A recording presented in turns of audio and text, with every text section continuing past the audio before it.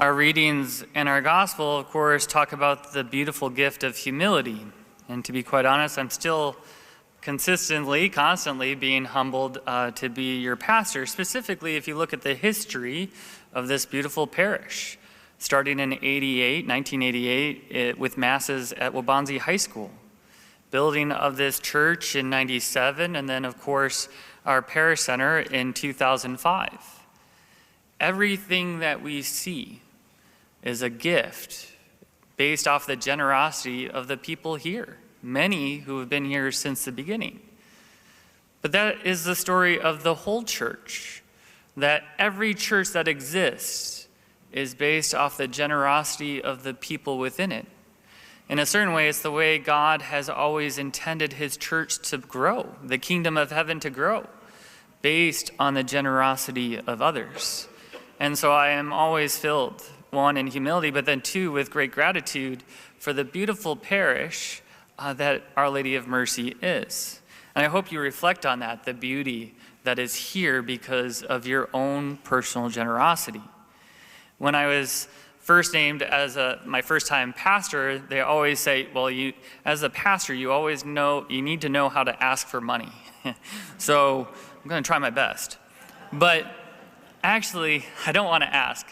I actually want to talk about the importance of tithing. Tithing specifically in my own life because of my own brokenness, in my own attachment to things I don't even have, and to the attachments to the things I do have, and how tithing has been that answer. I remember when I was a seminarian up at Mundelein, I was really close to ordination, and at that time, the Powerball lottery had gotten up to 700 million. It was the largest it had ever been. And of course, all the media was hyped up about it. And so, of course, being a seminarian, I bought a ticket because I pray, right? The Lord's going to bless me, right? This realization that I'm going to be the sole winner of this 700 million. And after I bought the ticket, I can't tell you, in my mind, I was like, okay, if I win, God, if it's your will, if I win, well, half will go to taxes. I know you don't even get the 700 million, you get like 300 million, okay. Out of the 300 million, okay, I'll give to the diocese, I'll be very generous, I'll give to Catholic schools, I'll give to the missionary organization that I was a part of, Focus, and I'm a good son and a good brother, so I'll take care of my parents and my siblings, and I'll pay for my nephews and nieces' college tuition, and then I'll keep 10 million for myself. I'm glad you laugh at that because a priest should not hold on to $10 million, right? This realization of a priest is, it's no longer I who live, but Christ who lives in me. I don't think Jesus Christ would hold on to $10 million. And so right there, I didn't even have it. It was all in my head. But what was revealed in that is this desire to hold on to things for myself. I remember when I was a priest, I was at my former parish, there was a parishioner who did very well in business, and he was affirming me and praising me. And if you ever want to do that, I gladly receive that. So feel free to praise me and affirm me all you want. He was like, Father, I know if I gave you $1 million, you would turn it down. I was like, do you want to test that theory? Because I'm pretty sure I'd take it. And then all of a sudden, again, in my head, I'm like, well, that's more than $14,000. So as a gift, I'd have to pay taxes. And then I would give to these generous organizations and family. And then I'd buy myself a nice car. Again, a sign of this attachment to things. Well, now as a priest, when I was in college, I was a poor student. And as a seminarian, I was still a poor student. As a missionary, when I was doing college ministry, I was pretty poor. But becoming a priest, I get a salary.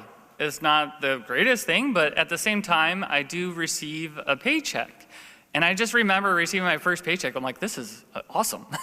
I have money in my bank account. But this realization of even my attachment to that which I have. And so I went to the bank and I asked, just for an example, I asked them to give me $1,000 out of my account. And they did the counting. They did 1, 2, 3, 4, 5, 6, 7, 8, 9, 10. They gave me $1,000, and I was like, wow, that looks really nice. And it really comes down to this gift of tithing. Tithing means 10%. And when it deals with a small amount, it really doesn't seem that big of a deal, right? When you think of a penny, is 10% out of a dime.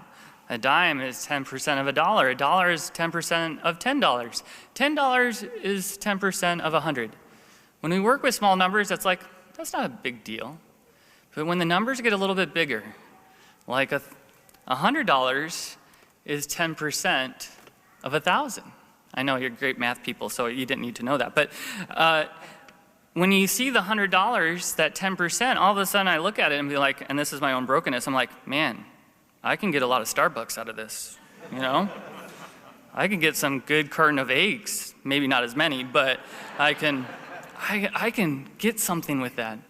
All of a sudden we see maybe in our humanness, like this attachment to hold on to things. Now, all of this is gift, right? All of this is from the Lord. And tithing was never meant to be like an obligation, but I think of two things. One, a generous return to give to the Lord, but then maybe to confront our brokenness. Maybe to confront that desire to hold things for ourselves. The real goal in our life is to give the Lord everything. In the end, we are called to give the Lord everything. And the beautiful thing of it, as much as I say, okay, to tithe is to give to the church, but really there's a blessing that comes with tithing, because as the Lord makes clear, those who give will receive 100-fold in return.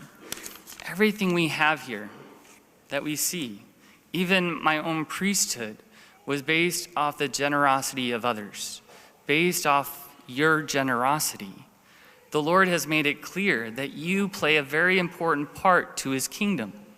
And I hope we understand that when we give to the Lord, he always returns it 100-fold.